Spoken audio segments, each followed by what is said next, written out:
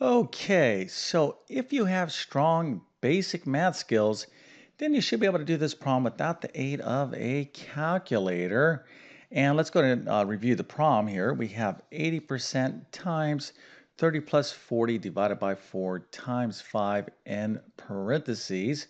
So again, we're not going to be using a calculator. All you need is your supercomputer, and that's located right here in between your ears. That thing is so much more powerful than any artificial intelligence. That's actual intelligence. But here's the deal. A lot of you are going to get this wrong because there's a couple areas in this particular problem that will cause a lot of you confusion. But again, I want to give you a full opportunity for you to show off your math skills and do this again without the aid of a calculator. Now, if you have your answer, go ahead and put that into the comment section. I'll show you the right answer in just 1 second, and then I'll show you exactly how easy it is to do this problem without the aid of a calculator. But before we get started, let me quickly introduce myself.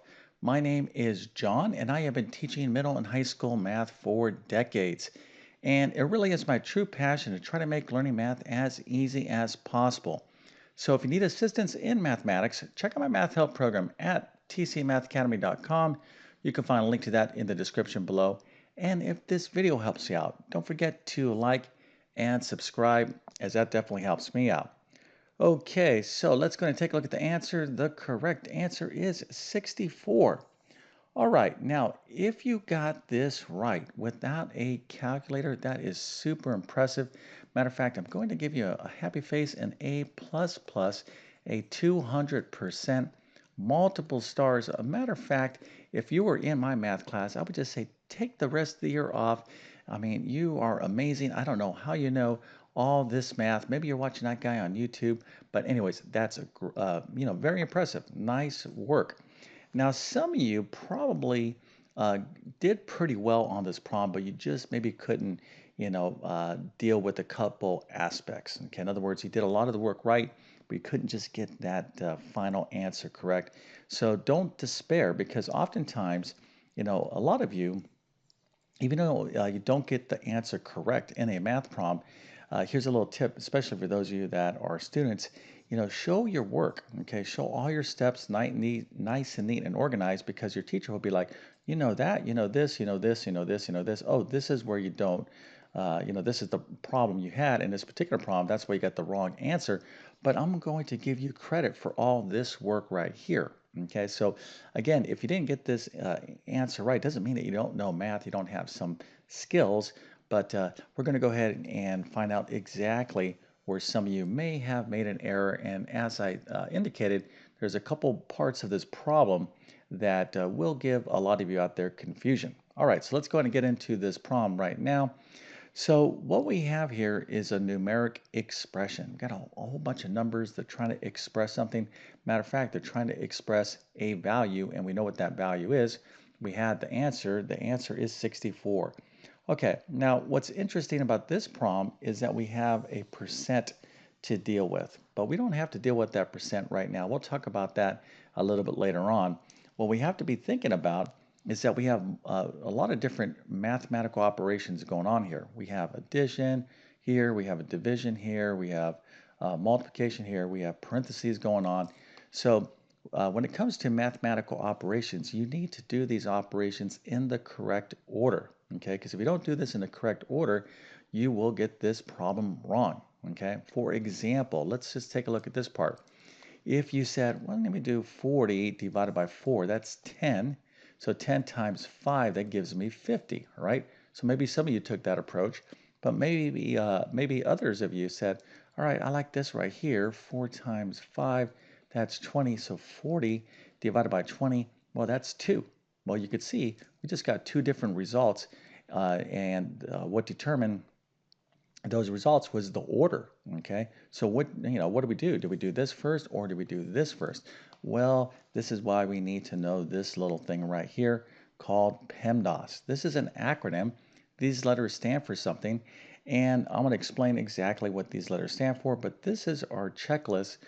This is the correct order to do mathematics when we have various operations. So in mathematics, addition, subtraction, multiplication, division, these are mathematical operators, things like powers. We need to know the correct order to do these things.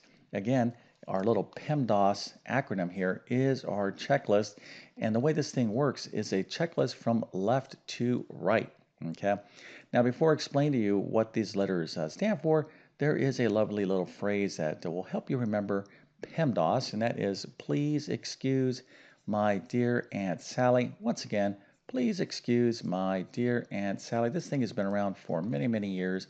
Probably my great-grandparents were saying it way back in the good old days. But there you go, PEMDAS. You need to understand this, okay? This is absolutely critical, and let's go ahead and get into this right now. Okay, so what does P stand for? P stands for parentheses, okay? So if you see parentheses, now we see parentheses here, so we're going to be thinking about parentheses in just 1 second, but P stands for parentheses. You're going to go to parentheses. Now, if there are more parentheses in a problem, you go to the innermost first. But parentheses can also be brackets or these type of brackets, okay? Technically, what we're talking about here are grouping symbols. So this is a group of numbers. These parentheses create a group, okay? A group of numbers, so these are grouping symbols. So again, that's what the P stands for. Okay, how about E? Well, E stands for, let's just kind of just check that off. E stands for powers, right? Like 2 to the third power. Now, somebody might be saying, well, why don't they just put another P here if that's what it stands for? Well, really, the E stands for exponents. When you have a power like 2 to the third power, the little number in the top right up here is called the exponent, and the big number down here is called the base. The entire thing is called a power. Okay, so E stands for exponents, but you can think of this as powers.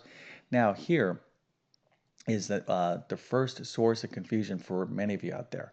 But before I tell you what that is, let's just go ahead and tell you what that is. Excuse me. Let's just go ahead and answer what M, D, A, and S stand for. This is multiplication, division, addition, and subtraction. Okay. Now, it would seem logical that we're going to do multiplication first, and then division, and then addition, then subtraction if this is a checklist that goes from left to right. And that's how a lot of people think about it, but that's incorrect. Okay. That is not the way PEMDAS works. These are actually groups. So the next thing we're going to do is multiplication or division. Multiplication or division, whatever you see first from left to right. So in other words, if we see multiplication first from left to right, we're going to do that. We're going to do multiplication, then division. But if we see division first and then multiplication, we're going to do it this way. And you can kind of see, this is a little bit of a hint right here, that in fact we're going to have to do this first. Now, I bet you many of you did the multiplication first because you said, oh, it's got to be multiplication, so you did that. Well, that was wrong. So that is a little kind of a, look into the first kind of area of confusion that a lot of people will have with this particular problem.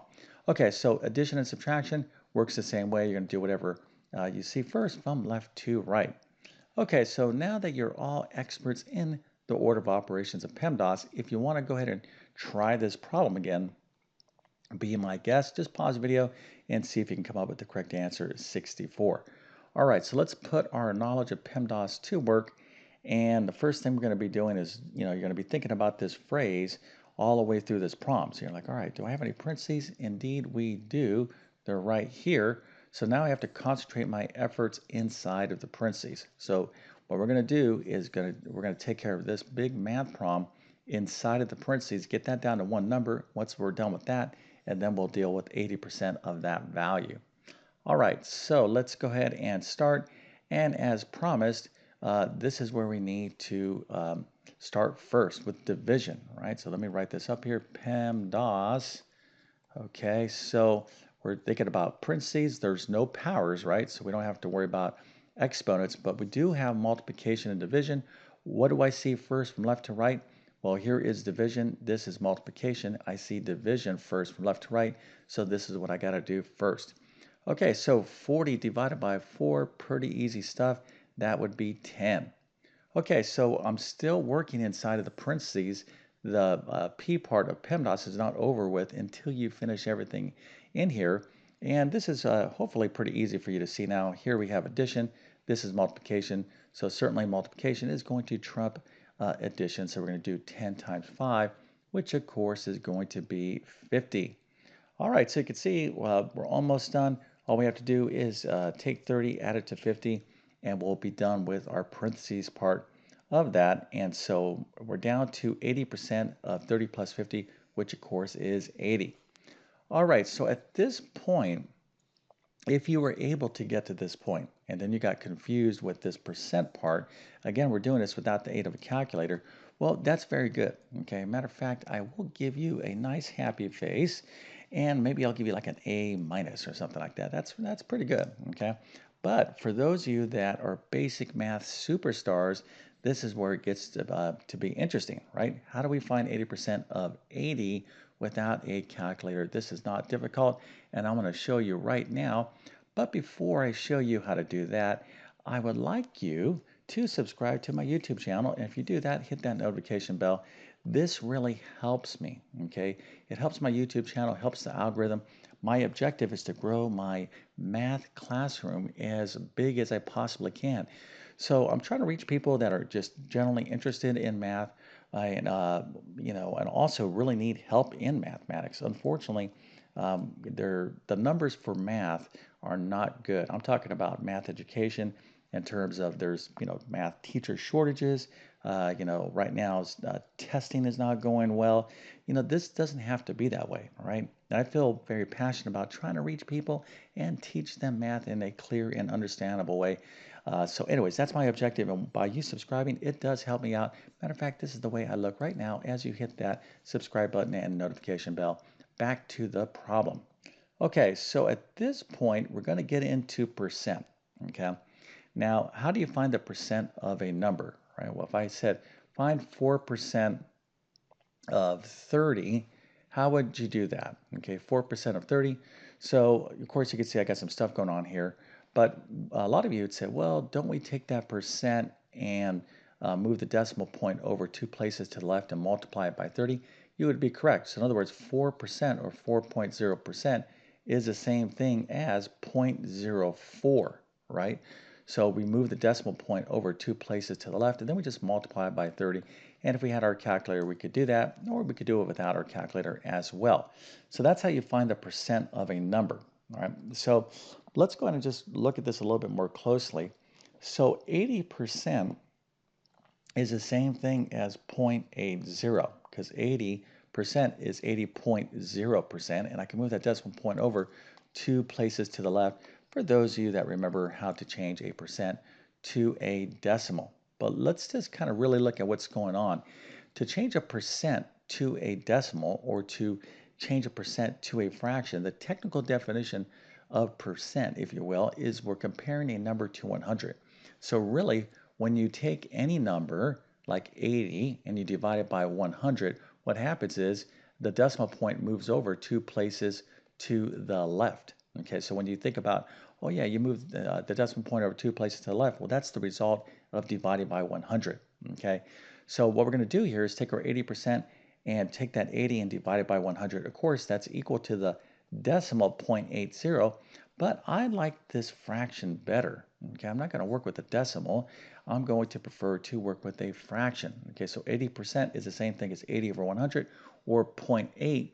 Now, when I have that 80 over 100, I can reduce this fraction quite easily, right? So 80 over 100, I could cross cancel those zeros there. That leaves me with 8 over 10, and 2 goes into 8, 4, and then 2 goes into 10, 5. All right, now if some of you are a little bit like, well, I forgot about fractions and decimals, if you need help with basic math, okay, if you do want to become a basic math certified professional, you got to check out my Math Foundations course. It's a little mini kind of boot camp course, 3 chapters, but it goes over decimals, basic math operations, order of operations, fractions. It's a great starting point for those of you that want to relearn math or just need help with kind of basic mathematics. You'll find a link to it in the description below. So if you're struggling with any of that stuff, check out that course. Also, I have a ton of additional videos on my YouTube channel on all these various topics like fractions, etc. Okay, so what we have here is that 80 over 100, I'm sorry, did I say 80 over 10? If I did, I apologize. 80 over 100 is now the same as 4/5. Okay, 4/5, excuse me.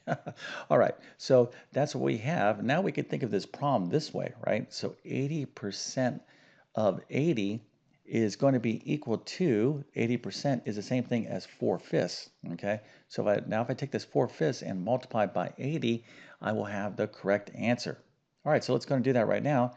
So 4/5 times 80, or 80 over 1. Okay, now when you're multiplying fractions, you could just multiply the numerators and denominators. That's what we, for example, if I had 2/3 times 1/5, the correct answer would be what? 2 times 1 is 2, 3 times 5 is 15. Okay, that is the correct answer. But you always want to look for opportunities to cross cancel. Okay, so here, for example, when I'm doing this without a calculator, you want to say, okay, 4 or 5 times 80. So is 80 divisible by 5? Hopefully, some of you might say, oh yes, 5 goes into 80 16 times. Okay, so hopefully, maybe you remember that. If you didn't, you could get to this answer by just multiplying 4 times 80 and then dividing that by 5, or yes, dividing by 5. So now we have 4 times 16, all right? And of course, 4 times 16 is going to be 64. All right, so I mean, a little bit of, basic math work here, in terms of number operations, but nothing, hopefully, overly difficult. All right. Okay, now, if you didn't understand this problem at the beginning, but now you do, well, then that is success. All right. Just because you don't understand something, don't feel discouraged. Like, I don't get that. Well, you just have to study it a little bit. You just need a quick explanation. But hopefully, this has helped you out, in terms of, reviewing some basic math skills. It's important to have these foundational skills down because basic math is practical mathematics. And a lot of you out there might like, well, why should I even know math? Well, believe me, math comes in pretty handy. Anything that has to deal with numbers like money, etc., you're going to need to know some math. All right, so with all that being said, I definitely wish you all the best in your mathematics adventures. Thank you for your time and have a great day.